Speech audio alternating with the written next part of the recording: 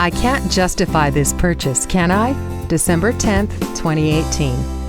Just over a week ago, I shared the story in which I bought a washer and dryer set for Amanda Veldhouse via Facebook Marketplace from a lady in Hinton who had just lost her home in Grand Cache. When I was in the storage locker retrieving the washer and dryer, I was shown several other items which Tammy had in the locker. She was trying to sell some of these items to get her life back on track. I didn't have much more money with me, so all I could afford was a wrench kit and a pile of old magazines from the early 1900s, with the one on the very top titled The American Blacksmith from 1911. My dad was a blacksmith, learning the trade in the Polish Army. Through the past week, Tam has kept me up to date on what's been happening in her life. She indicated that she needed another $1,000 to get her life back on track. She told me she wasn't asking for a handout. She reminded me that she had a lot of stuff for sale, but that sales were very slow. I told her I really couldn't afford anything else. She replied, "No problem, just letting you know what's going on in my life." Through the week, Tam's comments rested in the back of my mind. As I have indicated previously, when I am faced with a problem, I let it go to my guardian angels. Slowly, a plan started to crystallize. In the story I had posted December 1st, I told how grateful I was that I had the weight of the 2 wood heaters in my pickup, which gave me great traction on the icy highway. 2 men had read that story. You know what? One man asked if I brought home a 65R. Yep. He came and picked up one during the week. Another neighbor asked, "John, I saw your story about bringing home 2 wood heaters. By any chance, do you have the type that gets hooked up to a gas furnace so that the wood furnace uses the fan from the gas furnace, and when the wood heater runs out of wood, the gas heater cuts back on?" I told Ron that I had 2 different models that hook up to a gas-forced air furnace, the F75 and the F101. The F101 is much bigger, but only $100 extra. Long story short, Ron now owns an F101.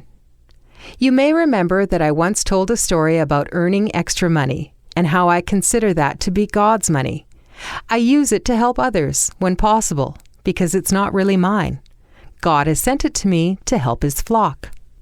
So I contacted Tam and said I may be able to help you out if we can work out a deal. We plan to meet at her storage locker again this morning, weather and roads permitting. This morning I posted we could be receiving freezing rain in the Edson area. I checked the radar and sure enough, it showed snow-rain mix along Highway 16.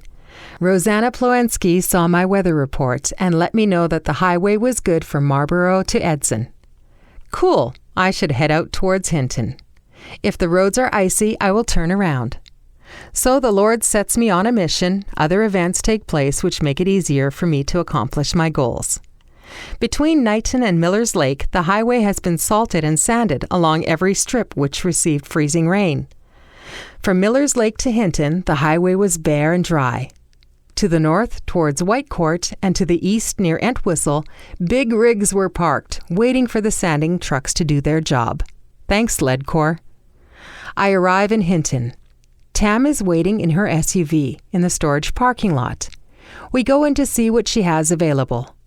The locker is much more organized than it was a week ago.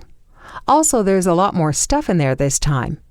She informs me that she is slowly organizing and moving stuff from the other storage locker a little at a time in her SUV. Then she pulls out her cell phone to show me her budget plans. If she can come up with $1,000, this is what can happen. She can get her 4x4 truck out of storage in Grand Cache, then insure the truck and get it re-registered. Bring it back to Hinton, and she can use it to move all of her goods from her second storage locker into this one, now neatly piled with boxes, all organized. So now she'll save on truck storage fees and the second locker fees, which will save her well over $200 a month. In addition, once the articles from her second storage unit are moved, she will no longer need the 4x4, so she can advertise it for sale. She can't sell it when it's inside a secured compound and 2 to 3 hours away from home. When she sells the 4x4 pickup, that will give her plenty for a damage deposit and first month's rent, and have plenty until she can get a better job.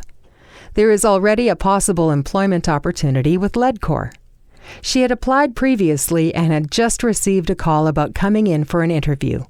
She is very hopeful. Getting back to the purchases, I had stopped in the bank at Edson and picked up $1,000. Tam showed me several items she had for sale, including a complete set of unopened, boxed Barbie dolls. I take a pass. I need something that is not too large and is easy to store. After a while, we agreed on a sale. I carried the box out to my Malibu, then offered to take Tam for lunch. Tam is very open, discussing the problem she had with drug addiction back in the late 90s. She has been clean for some time now, and with this $1,000, she is very hopeful that her life will slowly return to normal once again. So I ask you, what do I do if I can't really afford to buy something, especially if it is not immediately useful to me? I don't think I can justify such a purchase. Yet it has the potential to change one life, maybe even help a mama to rekindle her love with her 2 daughters. No, I can't really justify it, but I buy it anyhow. I had the choice to buy or not to buy. The consequences of my choice will not be revealed for some time. I hope I have chosen wisely.